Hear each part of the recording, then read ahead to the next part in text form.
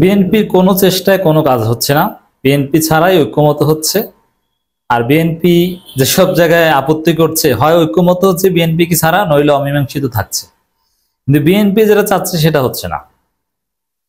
তো দর্শক, আমি যেটা বারবার বিভিন্ন আলোচনায় বোঝানোর চেষ্টা করি যে বাংলাদেশের রাজনীতিতে আওয়ামী লীগ পালানোর সাথে সাথে পুরনো বন্দোবস্তের আওয়ামী চরিত্রের দুর্নীতিবাদ, চান্দাবাজ এবং ফ্যাসিস্ট হওয়ার মানসিকতা সম্পন্ন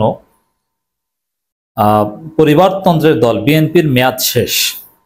ধীরে ধীরে দেখবেন যে কোথাও বিএনপির কথার কোনো দাম নেই, সামাজিকভাবে এরা বর্জিত হবে। ছাত্র দলের সন্ত্রাসীদের বিরুদ্ধে ক্যাম্পাসে ক্যাম্পাসে মিছিল হচ্ছে, ছাত্র দলের ঠিকানা এই ক্যাম্পাসে হবে না। আর ছাত্র দলের নেতাদের চরিত্র বের হচ্ছে, বুইরা খাটাস, এক একটা দাড়ি পেকে গেছে, দাঁত পড়ে গেছে, ছাত্র দল করে, দাঁত নড়ে গেছে, চেহারা দেখলেই বোঝা যায় যে কি বয়স্ক, সাদা দাড়ি, মানে একদম বুইরা খাটাস, বুইরা ভাম। এ হচ্ছে ছাত্র দলের জয়েন্ট সেক্রেটারি টাইপের নেতা জেলা মহানগরীর। এগুলো গণমাধ্যমে এখন আসছে, ট্রল হচ্ছে। তরুণ প্রজন্ম সিদ্ধান্ত নিচ্ছে যে এই বুইরা খাটাসদের ছাত্র রাজনীতি করতে দেওয়া হবে না, এরা টেম্পো স্ট্যান্ডে থাকুক, ক্যাম্পাসের ধারে কাছেও যেতে পারবে না। এক একজনের চেহারা দেখছি আর অবাক হচ্ছে। সব জায়গায় বিএনপি মারা খাবে। ঐকমত্য কমিশনে বিএনপি অনেক চেষ্টা করেছিল, মাঝখানে ভালো ঝামেলা করেছিল লন্ডন বৈঠকের পর। কিছু পকেট পার্টি ম্যানেজ করে রেখেছিল, সিট পার্টি, তাদের মাধ্যমে বিশৃঙ্খলা সৃষ্টি করাতো ঐকমত্য কমিশনে। সেই সিট পার্টিগুলো বিএনপির সাথে হুয়াক্কাহু করত। বিএনপি বলতো এটা আমরা মানি, তারা বলতো হ্যাঁ মানি। বিএনপি বলতো এটা ঠিক না, ঠিক না। আবার বিএনপি শিখিয়ে দিত যে অন্য কেউ বক্তব্য দিলে তখন তোমরা ডিস্টার্ব করবা, ডিস্টার্ব করতো। কত নাটক, কত চেষ্টা ঐকমত্য কমিশনকে আটকে দেওয়া। আপনাদের অবগতির জন্য জানাচ্ছি দর্শক, বিএনপি প্রথমে ঐকমত্য কমিশনকে ভ্যালুই দেয়নি। প্রথম হচ্ছে এটা কিসের কমিশন, কোনো আগ্রহী নাই। ঐকমত্য কমিশন চিঠি দিত, চিঠির রিপ্লাই দিত না। ঐকমত্য কমিশন শিট পাঠাতো যে এটার জবাব দেন, তারা পাঠাবে না। ঐকমত্য কমিশন বলতো একরকমের টিক চিহ্ন দিত, তারা একটা লিখিত একটা কিছু দিয়ে দিত, মানে গুরুত্বপূর্ণ কিছু না। তারপরে দেখলো যে না, এখানে না গেলে তো বিপদ। তো পরে ঐকমত্য কমিশনের মিটিংয়ে কোঅপারেট শুরু করেছে বিএনপি। তারপরে উত্থান পতন, একটা সময় বিএনপির ট্যাগ এসে গেল জাতীয়তাবাদী আপত্তি পার্টি। সব জায়গায় বিএনপির আপত্তি, যে এটা মানি না, ওইটা মানি না।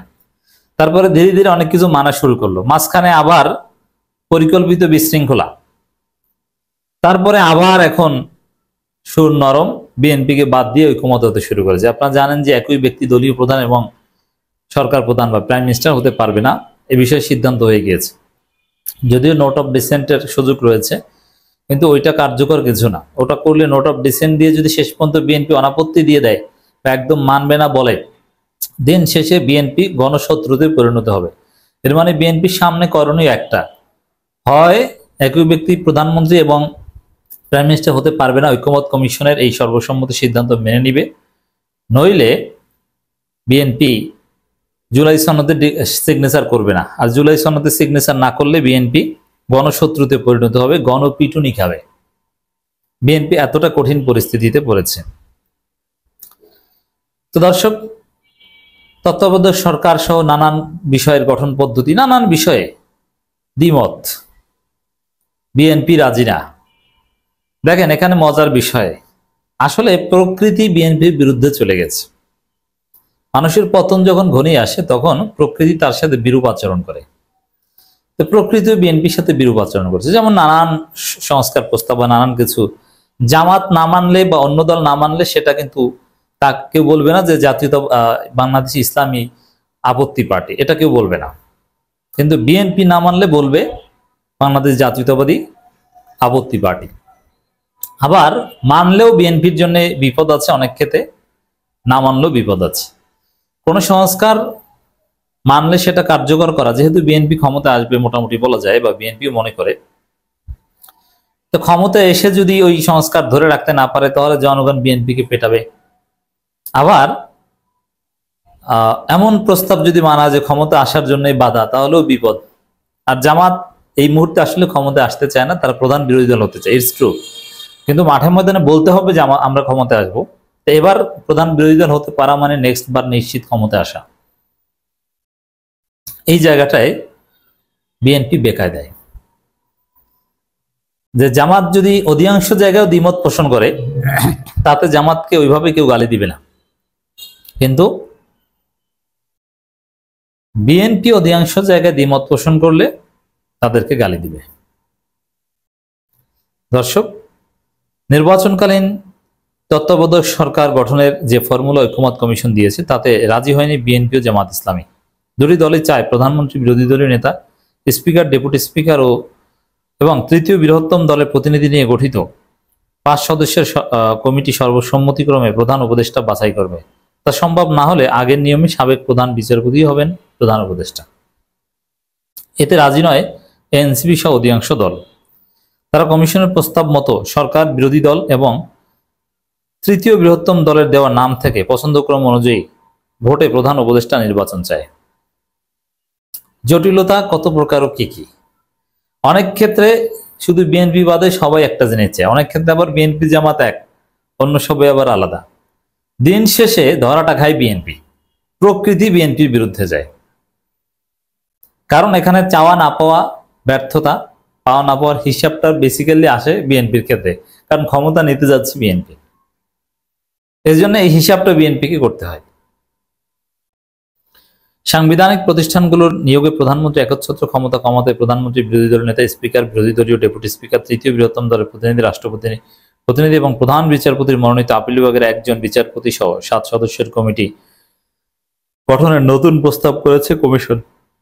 তবে দুর্নীতি দমন কমিশনের নিয়োগের প্রক্রিয়া এর বাইরে রাখা হয়েছে। এর আগে জাতীয় সাংবিধানিক কাউন্সিলের মাধ্যমে এসব পদে নিয়োগের প্রস্তাব রাখা হয়েছিল। বিএনপি বিরোধিতা এই প্রস্তাব থেকে সরে আসে কমিশন।